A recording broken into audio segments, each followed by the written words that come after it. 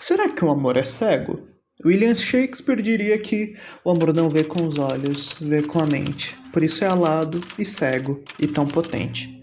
Contudo, alguns cientistas em 2018 publicaram alguns estudos que, ao menos para as moscas de fruta, talvez o amor não seja tão cego assim.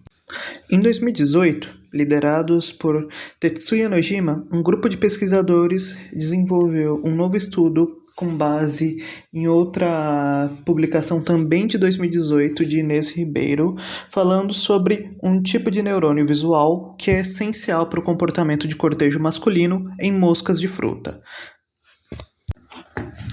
O comportamento de cortejo é algo peculiar. Imagine duas mosquinhas que se encontram em uma casca de fruta.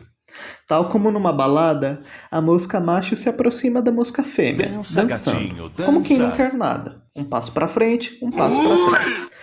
Dança vai, dança vem, e o macho se aproxima da fêmea, encostando nela com uma de suas pernas, para sentir o seu cheiro. As pernas das moscas são repletas de receptores de neurônios.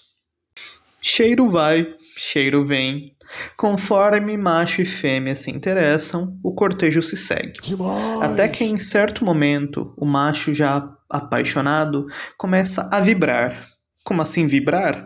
Ele começa a vibrar suas asas e produzir um barulhinho.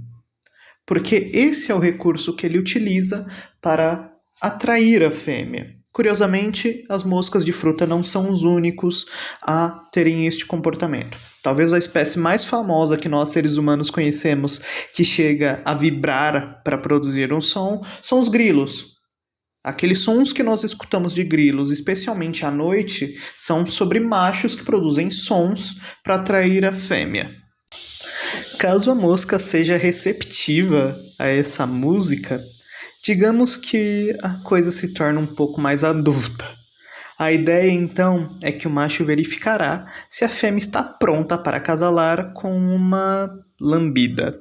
Isso, uma lambida. Caso estejam todos prontos, a cópula irá começar. Tirem as crianças da sala, por favor. A questão principal é que, após essa primeira estimulação visual, ocorre uma série de estímulos neuroquímicos, que vão desde o cheiro a substâncias liberadas, mas mais do que isso. Segundo o pesquisador Christian Brawley, em um artigo publicado na Harvard Gazette, ele relatou que as moscas decidem se vão namorar com base em 3 coisas: como elas se sentem, como elas veem e um pouco de sorte. Como assim? Partindo de como as moscas se sentem, de forma análoga aos seres humanos, elas também dispõem de um produto químico como a dopamina em seus cérebros que faz elas quererem coisas. Quanto maior a taxa de dopamina nos cérebros das moscas, mais propensas elas estão ao namoro. A percepção é um segundo fator muito interessante. A análise visual que uma mosca tem para com a outra é muito importante. Elas têm uma tendência a preferir moscas jovens, adultas e saudáveis para dar início à cópula. E por fim, também tem o fator sorte. Pesquisadores perceberam que em certas situações as moscas podem simplesmente estar no clima para isso, em outros momentos não. Mas como os pesquisadores descobriram tudo isso? Eles começaram escolhendo algumas células nervosas, sobretudo neurônios de projeção visual, que produzem uma proteína chamada fruitless. Essa proteína é muito importante para o desenvolvimento de circuitos nervosos que, por sua vez, acabam controlando o comportamento de acasalamento de moscas. Em seguida, eles bloquearam a produção de fruitless em diferentes tipos de células nervosas usando uma técnica chamada RNAi. Essa técnica tem uma tendência a matar ou prejudicar as células que produzem fruitless. Por fim, eles começaram a observar o comportamento dos machos durante a cópula e o contato com outras fêmeas. O que foi observado? Quando um conjunto de neurônios LC10 foi silenciado, os machos exibiam níveis dramaticamente reduzidos de cortejo dirigido. Isso é, eles não se orientavam para a fêmea ao cantar e perdiam a preferência por estender a asa mais próxima dela. Comportamentos como esses, que seriam habituais em um rito de cortejo, foram deixados de lado.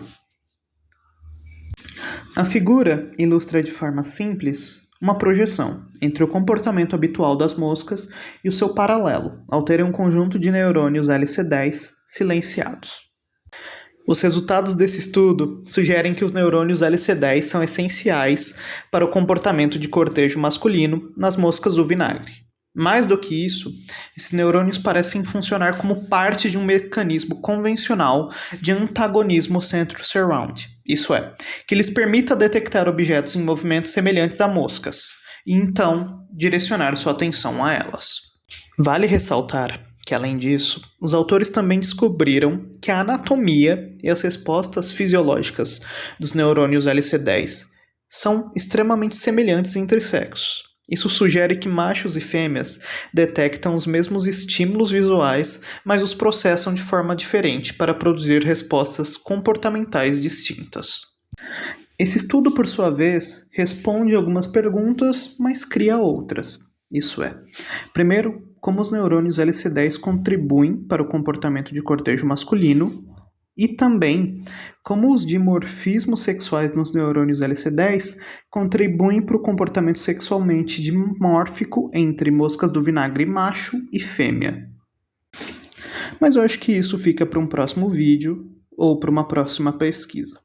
Mas da próxima vez que alguém disser que o amor é cego, você pode falar: olha, o dos humanos talvez sim, o das moscas não. Muito obrigado.